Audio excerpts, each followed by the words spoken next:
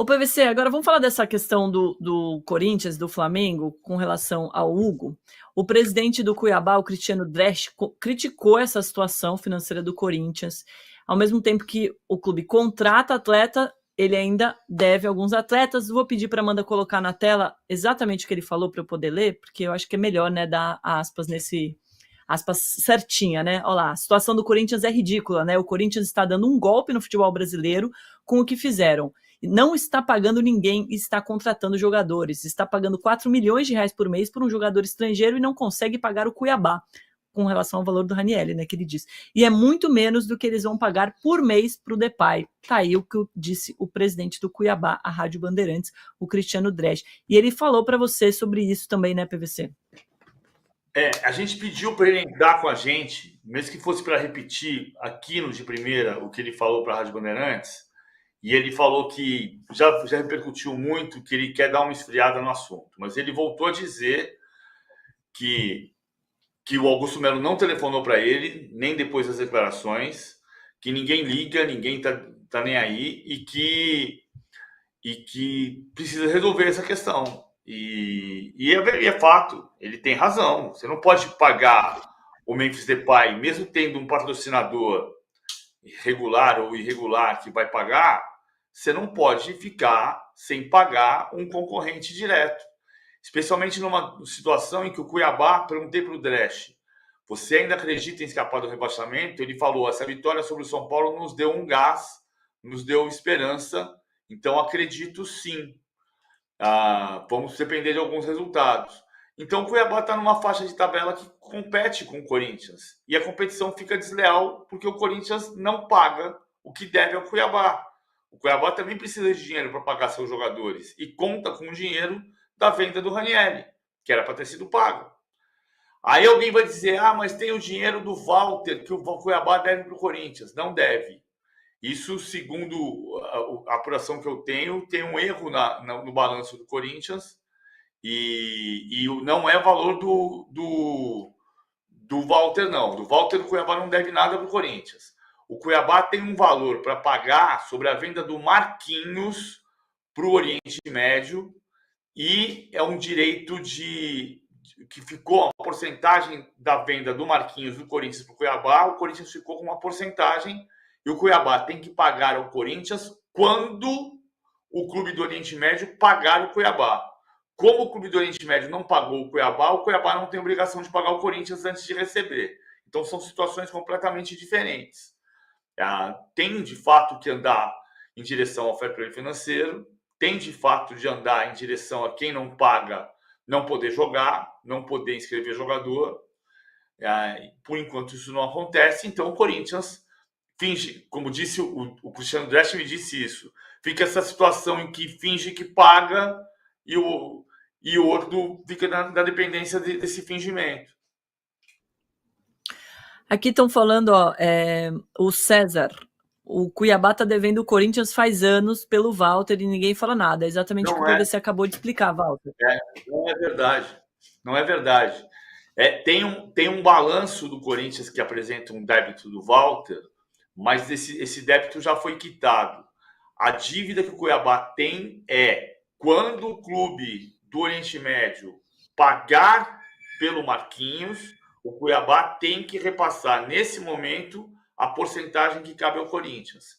Mas enquanto não for pago, ele não tem essa obrigação. Perfeito, PVC. Agora, você concorda que com essa aspas do Cristiano Dresch falando que o Corinthians está dando um golpe no futebol brasileiro? Porque a gente está colocando o Corinthians em pauta porque são os maiores números no momento, mas tem muito time devendo muita coisa por aí. Tem. A gente falou, outro dia a gente fez um levantamento de clubes que reclamam, Volta Redonda reclama do Fluminense pelo Lelê, tem um monte o Flamengo reclama do Corinthians pelo Mateuzinho, tem muita coisa, muita dívida de clube para clube, não é só o Corinthians. Eu acho que a palavra golpe é uma palavra forte justamente para causar esse impacto. E dar esse impacto. Mas o que precisa se ajustar são duas coisas: as finanças do Corinthians e a regulação do futebol brasileiro como um todo. Pois é, né? A gente já falou aqui algumas vezes, ninguém paga e chegou a encomenda, não vou poder pegar agora, não vou poder pegar.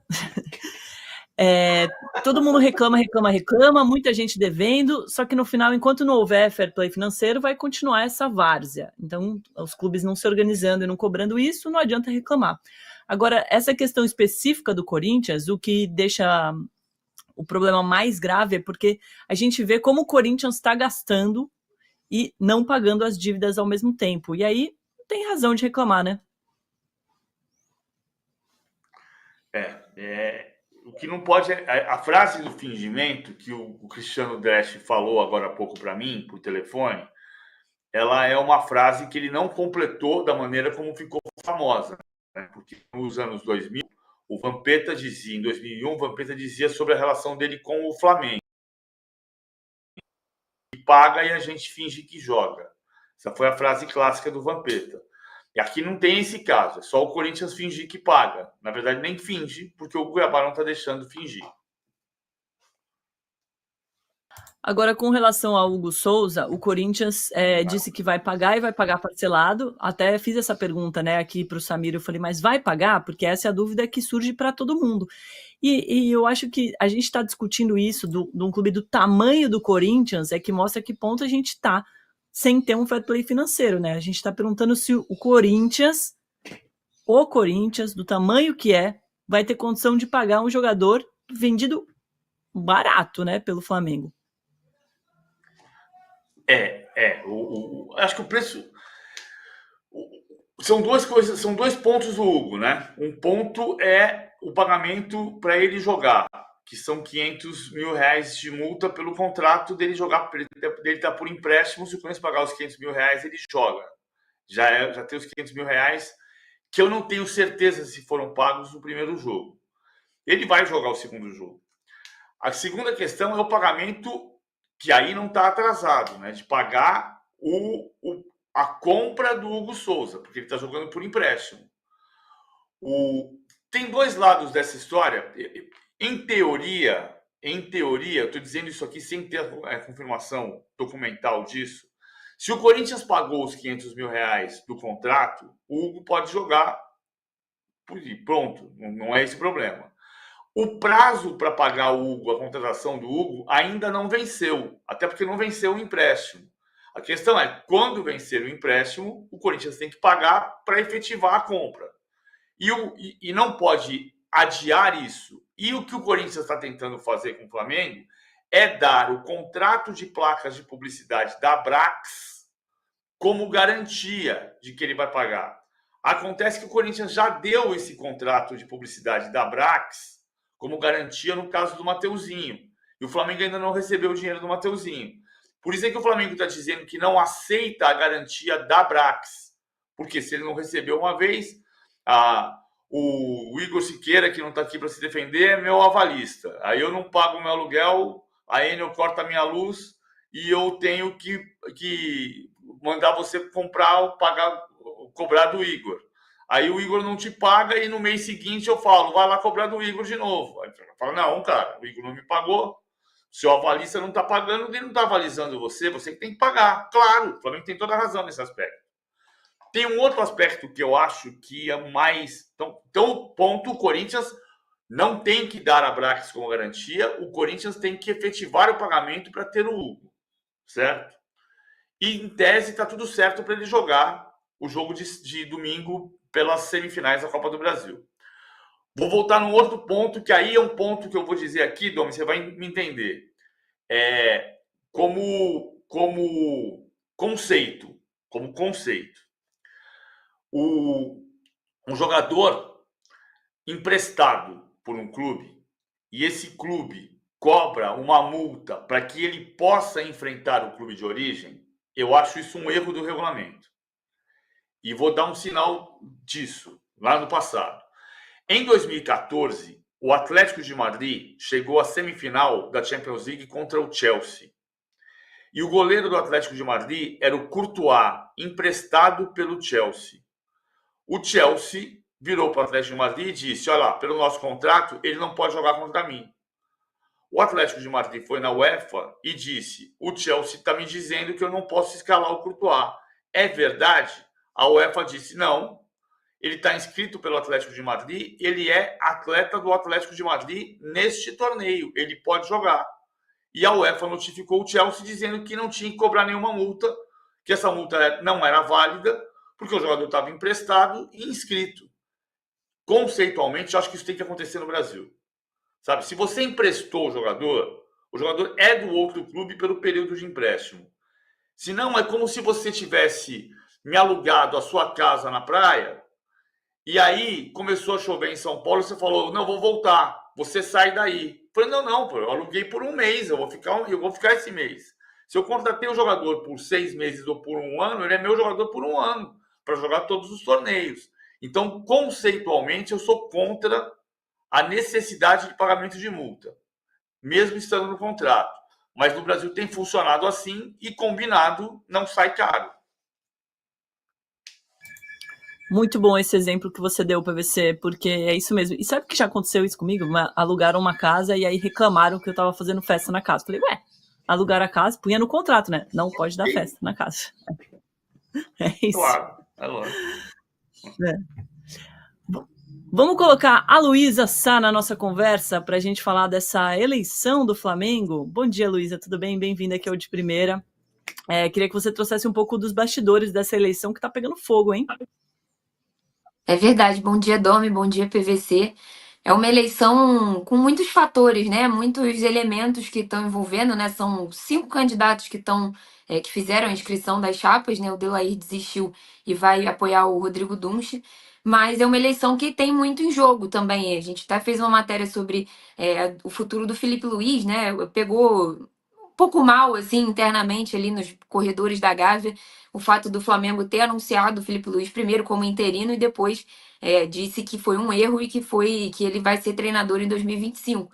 Só que esse é uma coisa que vai ficar para o próximo presidente, né? Então, pode ser o Rodrigo Dunche, que é o candidato da situação, ou pode ser alguém da oposição. E aí a pessoa já chegaria meio que ali numa casca de banana. Ou você não escolhe não ficar com um ídolo, ou você fica com ele, enfim, fica meio uma situação um pouco complicada na visão de algumas pessoas que a gente ouviu ao longo dessa última semana aí, né? Desde que o Tite foi demitido e o Felipe Luiz foi efetivado. Mas são muitos elementos. Tem o estádio também, tem a questão da SAF, muitos debates que vêm sendo presentes aí nesse período eleitoral e que vão, com certeza, render ainda mais até o dia 9 de dezembro, que é quando tem eleição. Ontem. Desculpa, vai. Sim. E não fala você, fala você. Não, eu queria perguntar para você como é que vai impactar esse clima político que a Luísa trouxe para esse fim de ano, para essa reta final do Flamengo. Eu acho que já impactou, né? A Luísa trouxe informação, o Rodrigo Matos também, da manifestação do sábado dos poderes do Flamengo, falando sobre os gastos extras da gestão do Landim neste final de mandato, que vão ter impacto no ano que vem, ou seja, vão ter impacto no próximo mandato. Então já tem um impacto político e pode ter um impacto econômico. Ninguém discute que a gestão financeira do Landim é maravilhosa desde 2019. Agora, tem gastos que foram avançando neste ano, em parte por causa do pagamento do estádio, em parte por causa dessas contratações e de gastos a mais que podem ter a ver com a eleição. Ontem o Renato Maurício Prado deu uma nota, anteontem, né? Deu uma nota falando sobre a possibilidade de o Valim Vasconcelos apoiar o Rodrigo Dunche, que o Valim teria ido até a Gávea e no sábado e num churrasco, num encontro de apoiadores do Rodrigo Dunche, os caras começaram a gritar: o Valim é nosso. O Renato escreveu o Landim é nosso, mas eu entendi que eles estavam gritando o Valim é nosso. Porque o Valim tem tido dificuldade para inscrever a sua chapa. E aí o Valim pode ser um apoiador do Rodrigo Dunche. O Renato tem a visão de que existe uma polarização já entre Rodrigo Dunche e BAP, que um dos dois vai ser o presidente. Do lado da chapa do Maurício Gomes de Matos, existe uma outra visão que a gente não vai ter certeza absoluta antes da eleição, porque as pesquisas são muito pouco confiáveis, todas. Mas do lado do Maurício Gomes de Matos, se entende que ele está em segundo lugar na frente do Rodrigo Dunche e que ele vai polarizar a eleição com o BAP. Não vou botar minha mão no fogo por nenhuma das duas informações. Estou só ouvindo os dois lados. Né? Gente do Rodrigo Dunche apostando que vai ganhar a eleição brigando com o BAP achando que vai ganhar a eleição e o Maurício Gomes de Matos achando que tem chance e que nesse momento estaria em segundo lugar. Agora, PVC,